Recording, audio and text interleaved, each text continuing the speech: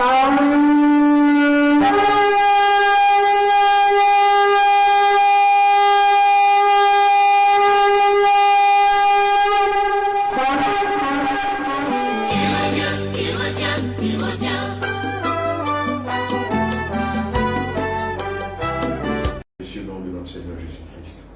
avez devant vous ce matin l'homme de Dieu, l'apôtre de Jésus, l'apôtre Abraham du groupe international d'évangélisation Jésus revient. Avant tout propos, j'aimerais recommander ce moment entre les mains de notre Seigneur Jésus. Père éternel, Elohim, Dieu d'Abraham, d'Isaac et d'Israël, Seigneur, tu as dit dans ta parole, selon le livre de Romains 12, versets 17 à 21, ne rendez à personne le mal pour le mal, recherchez ce qui est bien devant tous les hommes. Et s'il est possible, autant que cela dépend de vous, soyez en paix avec tous les hommes. Ne vous vengez point vous-même, bien-aimés, mais laissez agir la colère, car il est écrit, à moi la vengeance, à moi la rétribution, dit le Seigneur. Mais si ton ennemi a faim, donne-lui à manger, et s'il a soif, donne-lui à boire. Car en agissant ici, ce sont des charbons ardents que tu amasses sur sa tête. Ne te laisse pas vaincre par le mal, mais surmonte le mal par le bien. Seigneur, conduis-moi pendant ce communiqué. Instrument, dirige mes pas, que ta science et ta sagesse m'habitent. Au nom de Jésus, j'ai prié. Amen. Bien-aimés, j'aimerais partager ce communiqué que le groupe international d'évangélisation, en ma personne, a décidé de mettre à la disposition de tout le monde, à la disposition de tous ceux qui croient en l'évangile de la Sainte Doctrine et à ceux même qui ne croient pas en l'évangile de la Sainte Doctrine et qui n'arrivent pas de nous combattre. Shalom, peuple de Dieu, nous vous saluons dans le beau et précieux nom de notre Seigneur Jésus-Christ de Nazareth. Je voudrais dire au brebis du Seigneur Jésus-Christ de ne s'inquiéter de rien face à ce vent de calomnie, à ce vent de diffamation porté à notre égard. Alléluia. Cela doit arriver afin de démontrer réellement que nous servons le Seigneur Jésus-Christ avec puissance et vérité. Les Saintes Écritures disent en ces termes, selon le livre de 2 Timothée 3, verset 12, ceci, « Or, tous ceux qui veulent vivre pieusement en Jésus-Christ seront persécutés. » 2 Timothée 3, verset 12 dit, « Or, tous ceux qui veulent vivre pieusement en Jésus-Christ seront persécutés. » Tout le contraire, moi-même ne m'aurait pas étonné. Si l'on nous applaudissait, ce serait plus l'œuvre de notre Père que nous serions en train de faire ou d'accomplir, mais ce serait celle des hommes. Alléluia. Si l'on nous déroulait le tapis rouge partout où nous allions, cela voudrait signifier que nous avons fait allégeance au diable. Si nous étions du diable, comme certaines veulent le faire croire, assurément, depuis fort longtemps, nous serons très riches. Alléluia. Nous aurions une grande célébrité, hors norme et exubérante. Or, jusqu'à présent, nous peinons pour apporter le feu du réveil dans les nations. Et c'est avec difficulté que nous arrivons même à accomplir certains voyages. Le cas du Gabon est un exemple patent. L'apôtre Abraham fut le seul parmi les 6 qui n'a pas pu y aller. La Sainte Doctrine en elle-même démontre de qui nous professons. N'a-t-il pas dit dans sa parole ceci, dans Matthieu 5, verset 10 à 12, quelqu'un prend son épée, dans le livre de Matthieu 5, verset 10 à 12. Alléluia. Matthieu 5, verset 10 à 12. Je lis la parole de notre Seigneur Jésus avec grand respect. Heureux ceux qui sont persécutés à cause de la justice, car le royaume des cieux est à eux. Heureux serez-vous lorsqu'on vous outragera, qu'on vous persécutera, et qu'on dira forcément de vous toutes sortes de mal à cause de moi. Réjouissez-vous et soyez dans l'allégresse, parce que votre récompense sera grande dans les cieux, car c'est ainsi qu'on a persécuté les prophètes qui ont été avant vous. Alléluia. Nous vous le cacherons pas. Amen. C'est une grande joie pour nous. Quand je dis pour nous, je fais allusion au groupe international d'évangélisation Jésus revient, d'être sali pour la gloire de notre Seigneur Jésus-Christ. C'est une très grande joie pour nous de voir nos noms, nos photos, nos vies, nos vidéos être mises en première ligne sur l'autel de la diffamation et de la médisance. Nous en sommes très fiers. Alléluia. Vous qui êtes à la base de telle méchanceté, puisse le Seigneur Jésus-Christ vous bénir abondamment. Ce qui est arrivé au Seigneur Jésus-Christ doit également nous arriver aussi. Ainsi, nous serons appelés fils du Très-Haut. Le livre de Luc 23, verset 31 dit en ces termes, « Car si l'on fait ces choses au bois vert, qu'arrivera-t-il au bois sec? Oh non, nous sommes le bois sec. » Alléluia. Aussi, le groupe international d'évangélisation Jésus revient souhaite qu'aucune once d'animosité, d'injure, de rancœur, de désir de vengeance, de paroles insensées, de règlement de compte ne soit trouvée en aucun d'entre vous vis-à-vis de ceux que vous appelez détracteurs. Pour nous, ils restent et ils demeurent des frères. Alléluia, je le dis bien. Pour nous, ceux que vous appelez détracteurs restent et demeurent toujours des frères. Alléluia, jusqu'à ce que le Seigneur les touche et qu'ils se répandent de leur blasphème à l'égard du Saint-Esprit. Bien-aimé, le livre d'Éphésiens 5, verset 4 dit qu'on n'entende ni paroles déshonnêtes, ni propos insensés, ni plaisanteries, choses qui sont contraires à la bienséance, qu'on entende plutôt des actions de grâce. Eux-mêmes ont aisé la mer et n'imaginent pas leur sort. À la fin de cette course, et pensent mener le bon combat. Dieu combat-il Dieu? De tout temps, Satan n'a-t-il pas toujours combattu l'œuvre du Seigneur Jésus-Christ? Cela ne date pas d'aujourd'hui, vous le savez très bien. Alléluia. Jean 16, verset 2 dit, « Ils vous excluront des synagogues, et même l'heure vient, où quiconque vous fera mourir croira rendre un culte à Dieu. » Alléluia.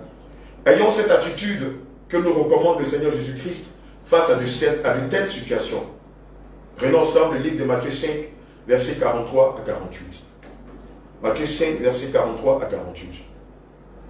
Vous avez appris qu'il a été dit, tu aimeras ton prochain et tu haïras ton ennemi.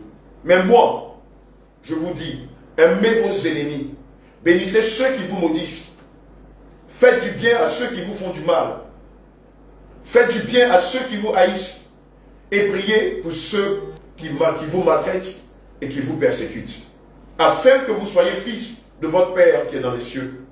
Car il fait lever son bon soleil sur les méchants et sur les bons. Et il fait pleuvoir sur les justes et sur les injustes. Si vous aimez ceux qui vous aiment, quelle récompense méritez-vous? Les publicains aussi n'agissent-ils pas de même? Et si vous saluez vos frères, que faites-vous d'extraordinaire? Alléluia. Les païens aussi n'agissent-ils pas de même? Soyez donc parfaits, comme votre Père Céleste est parfait. À toutes les brebis du Seigneur Jésus, nous voudrions dire ceci. Restez fermes et ne tombez pas dans la distraction ni dans la disgrâce. Par ces moyens de diffamation, le diable cherche à vous faire croire qu'il n'y a plus d'hommes de Dieu pieux et engagés à servir l'Éternel en esprit et en vérité. L'autre but derrière cette cabale, c'est de vous ramener à vos vomis, c'est de vous ramener à vos souillures, c'est de vous ramener à votre ancien homme. Nous vous prions de rester ferme. Demeurez sur les anciens sentiers que nous vous avons enseignés jusqu'à présent. Demeurez ferme sur les anciens sentiers jusqu'à ce que la trompette sonne, car l'adversaire n'est pas du tout content du fait que depuis quelques années, le Seigneur Jésus-Christ a suscité des enfants comme nous pour arracher les armes des brebis des prisons du diable et pour les préparer au réveil tant attendu. Le livre de 1 Pierre 5, verset 8 dit, « Soyez sobres, veillez, votre adversaire le diable rôde comme un lion rugissant, cherchant qui il dévorera. » Bien-aimés, c'est le lieu de signifier une fois de plus que le Seigneur Jésus-Christ vient chercher l'Église sans tache ni ride. Alors gardez-vous purs, gardez-vous saints, sans reproche. Persévérez dans la justice, dans la vérité, dans la foi, dans l'équité. Persévérez dans la sanctification du corps, de l'âme et de l'esprit, jusqu'à ce que l'avènement de ce jour glorieux arrive. Restez fermement attachés à la sainte doctrine sans laquelle nul ne verra le Seigneur Dieu. Alléluia. Le livre d'Éphésiens 5, verset 27 dit, afin de faire paraître devant lui cette église glorieuse, sans tache, ni ride, ni rien de semblable, mais sainte et irrépréhensible. Soyez irrépréhensibles, je vous en prie. Répondez à la méchanceté par l'amour, à la haine par l'amour, à la médisance par l'amour, à la colère par l'amour, aux injures par l'amour, à la diffamation par l'amour. Répondez à la haine par l'amour, aux calomnies par l'amour, aux faux procès d'intention par l'amour, car l'amour triomphe de tout. Alléluia. Et l'amour pardonne tout. L'amour excuse tout. Et c'est le Seigneur lui-même qui est l'amour. Je voudrais profiter de cette week-end pour dire à tous ceux qui se sont décidés de nuire à ce feu du réveil, nous vous pardonnons et nous vous aimons. Nous vous pardonnons, non seulement nous vous pardonnons, mais aussi nous vous aimons de l'amour de Christ. Et nous vous tendons la main. Venez, ensemble, nous allons préparer le réveil. Venez ensemble, nous allons gagner les âmes pour Christ. Le Seigneur Jésus a dit dans sa parole, selon le livre de Matthieu 18, selon le livre de Matthieu 28, au verset 18 à 20, au verset 19 à 20, excusez-moi, allez dans toutes les nations et faites des disciples. Baptisez-les au nom du Père et du Fils et enseignez-leur à observer tout ce que je vous ai prescrit.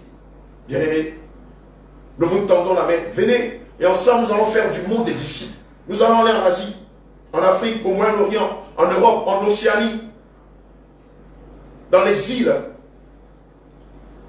dans le monde entier, gagner des âmes pour Christ. Si vous avez du talent, si vous avez de la force, si vous avez des moyens, mettez-le au détriment de l'amour. Mettez-le au détriment du gain des âmes, car les âmes se perdent dans le monde entier. Et on soif d'hommes de Dieu sérieux, intègres, dignes, qui sont prêts à les faire sortir du trou, qui sont prêts à les faire sortir de la force. Je le dis et je le répète, nous vous pardonnons pour toutes ces méchancetés, pour toutes ces diffamations, même pour le blasphème contre le Saint-Esprit. Et je sais que le Seigneur aussi vous pardonne. Il y a encore de l'espoir. Venez, nous allons tous travailler ensemble, main dans la main. Il est dit dans les Saintes Écritures, une seule corde, on peut la rompre. Mais plusieurs cordes, il est difficile de pouvoir la rompre, de pouvoir les rompre. Bien-aimés, venez ensemble, nous allons nous accorder et travailler pour le salut des âmes. Venez, nous allons préparer l'épouse, afin que lorsque la trompette sonnera, aucun d'entre nous n'ait honte devant le Seigneur Jésus-Christ et ne mange le pain de l'humiliation. Le livre de 1 Corinthiens 13, verset 4 à 8 dit, l'amour est patient, il est plein de bonté. L'amour n'est pas envieux, l'amour ne se vante pas, il ne s'enfle pas d'orgueil, il n'est pas malhonnête, il ne cherche pas son intérêt, il ne s'irrite pas, il ne soupçonne point le mal, il ne se réjouit pas de l'injustice, mais il se réjouit de la vérité. Il pardonne tout, il croit en tout, il espère tout, il supporte tout. L'amour ne meurt jamais. Les prophéties disparaîtront, les langues cesseront, la connaissance disparaîtra, les diffamations disparaîtront, les calomnies disparaîtront, les faux montages, disparaîtront, les procès d'intention disparaîtront. Mais l'amour, lui, ne disparaîtra pas.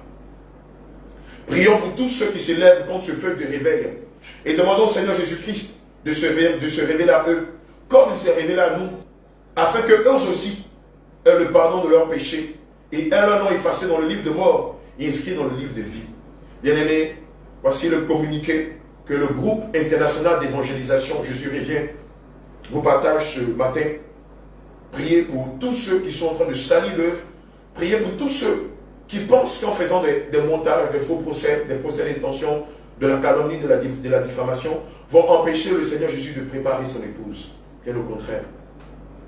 Je souhaiterais au nom du groupe international d'évangélisation Jésus revient que toutes ces brebis qui sont attachées à la sainte doctrine ne tombent pas dans les règlements de compte, ne tombent pas dans les injures, ne tombent pas dans la méchanceté, dans les mauvais propos, ne tombent pas dans le œil pour œil, dent pour dent. Je veux dire à quelqu'un que la loi du talion n'existe plus, sauf entre nous et le monde des ténèbres.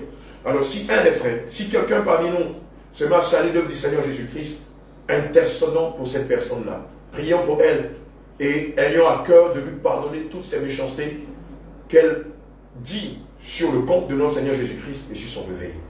Je veux rassurer les âmes du Seigneur Jésus-Christ que nous ne sommes en aucun cas ébranlés par ce vent de diffamation. Bien au contraire, c'est une joie pour nous d'être diffamés pour le Seigneur Jésus-Christ. C'est une joie pour nous d'être salis au nom du Seigneur Jésus-Christ. C'est une joie pour nous de voir certaines personnes malheureusement nous cabalister, nous traîner à tout vent de diffamation. Nous sommes habitués et cela démontre une fois de plus que nous servons Dieu en esprit et en vérité. Sur ce, je vous remercie. Shalom, shalom et que le Seigneur nous garde. Au revoir.